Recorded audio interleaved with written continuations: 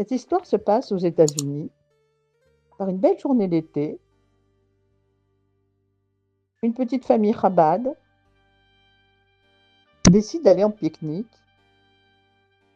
Les enfants sont tout heureux. Ils ont déjà préparé leur petit panier, la maman, la nappe, tout ce qu'il faut pour aller pique-niquer sur l'herbe. Ils sont tout excités à l'idée de la belle après-midi qu'ils vont passer ensemble. Et alors qu'ils roulent dans la voiture, un des enfants dit: «Regardez, papa, maman!» En effet, devant eux, un peu plus bas, sur le bas-côté, se trouve une famille dont la voiture est embourbée et qui sont là, les pauvres, ne sachant que faire, debout, contemplant leur voiture embourbée. Alors le papa de la famille Chabad dit aux enfants: «On ne peut pas rester sans rien faire, il faut les aider. Bon, tant pis pour le pique-nique, on ne peut pas laisser ces pauvres gens comme ça à côté de leur voiture et ils ne peuvent pas redémarrer.» Donc, chacun essaye de pousser, de tirer, on n'arrive à rien. Et finalement, un des enfants de la famille Lubavitch dit: «On devrait faire une mitzvah pour que Dieu nous aide. Par exemple, nous allons réciter les 12 psukim du Rabbi, et puis on donnera chacun une pièce à la tzedaka. Et Dieu va sûrement apprécier et nous aider à faire sortir cette voiture de la boue.» C'est ce qu'ils ont fait. Un des enfants commence à chanter Torah, Tziva, Lanu, Moshe, etc. Met sa pièce à la tzedaka et ainsi de suite. Et l'enfant dit: même les grands doivent mettre une pièce à la tzedaka. Et réciter un passou. C'est ce qu'ils font gaiement. Ils se mettent à crier les psukim du Rabbi, donner la pièce à la tzedaka, chacun à son tour. Et finalement, après avoir procédé à ce rituel, ils décident de nouveau de pousser, de tirer. Et voilà que l'incroyable se produit. La voiture sort de la boue, les 4 roues apparaissent. Et un des enfants dit: «Voilà, vous voyez, Hachem nous a entendus.» Et le papa dit: «Il semble que cet endroit attendait depuis longtemps qu'on y prononce des paroles de Torah et qu'on y fasse une mitzvah. Et voilà qui est fait. La providence divine nous a tirés de cette situation difficile. Et maintenant, il n'y a plus de raison de rester coincé ici.» Mais voilà que le grand-père de la famille accidentée, en quelque sorte, pose la question au papa, Chabad: «Vous êtes Lubavitch?»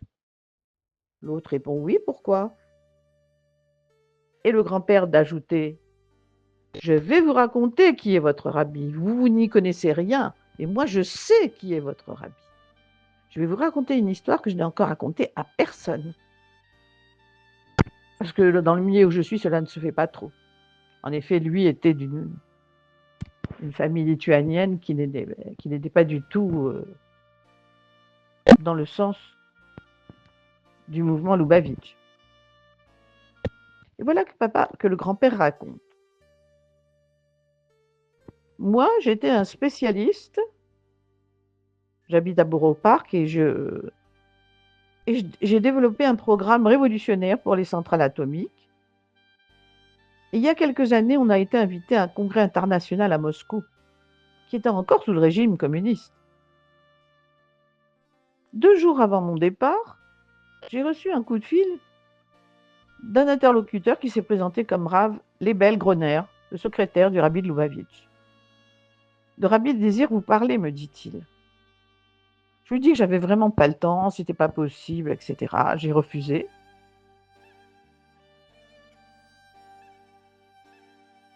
Et voilà que, contre toute attente, plein d'obstacles se dressèrent devant mon départ depuis ce jour-là. Les documents dont nous avions besoin n'étaient pas prêts, etc. Toutes les démarches que nous avions faites n'avançaient pas. Et mon collègue, dit le grand-père, m'a téléphoné en disant: «On dirait que le bon Dieu même est contre nous». Quand il a prononcé le nom de Dieu, je me suis souvenue tout d'un coup de la conversation de la veille avec le secrétaire du rabbi. Et je lui ai dit que le secrétaire du rabbi m'avait appelé, mais que j'avais décliné l'offre poliment. Et mon collègue m'a dit: «Mais tu es fou? Tu sais pas qui est le rabbi? Tu refuses de lui parler? Est-ce qu'on n'a pas assez d'ennuis comme ça?» J'étais très étonnée. Pourtant, mon collègue était loin d'être un pilier de synagogue. Quelques heures plus tard, Rab Groner me retéléphone et à 8 heures du soir, je me trouve devant devant le bureau du rabbi. Et celui-ci me dit, à propos de votre voyage en Union soviétique, et comment savait-il que j'allais en Union soviétique? J'ai ici 10 paires de téphilim et je voudrais que vous les transmettiez aux juifs qui sont là-bas. J'en revenais pas. Le rabbi ne savait-il pas que je risquais gros en prenant des objets de culte qui étaient interdits là-bas? Et puis en plus, je n'étais pas son chassid et je n'étais pas obligée de me sacrifier. Mais le rabbi semblait lire dans mes pensées et me dit: «Il ne s'agit pas d'un grand sacrifice.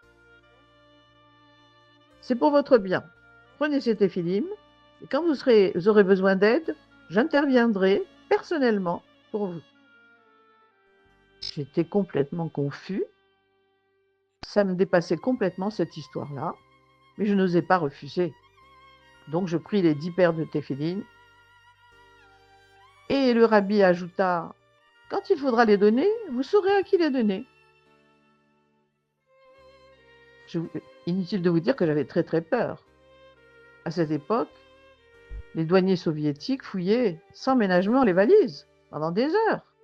Comment 10 paires de téphilim pourraient-elles passer inaperçues? Et je dois vous dire que jusqu'à aujourd'hui, je me demande comment j'ai fait pour accepter. C'était de la folie, c'était de l'inconscience. Mais j'attendais les miracles. Je ne fus pas déçue. D'abord, à la douane, le voyageur qui me précédait a été complètement fouillé dans tous les sens.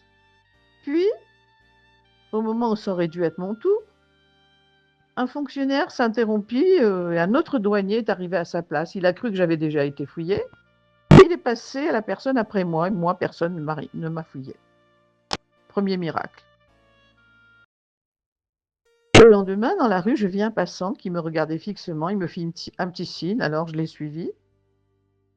Et dans sa main atterrirent très rapidement une paire de téphilim. Et ainsi, l'une après l'autre, les paires de téphilim trouvèrent leur nouveau propriétaire à chaque fois, avec facilité. Un jour, j'étais à la synagogue, j'ai sorti les téphilim de ma valise et je les mis dans ma poche pour pouvoir les donner dans la rue à quelqu'un, ou à la synagogue à quelqu'un qui en aurait besoin. Et heureusement que j'ai fait cela, car aussitôt un policier est entré dans la synagogue, il a fouillé ma valise et il est reparti. Heureusement, il n'a rien trouvé.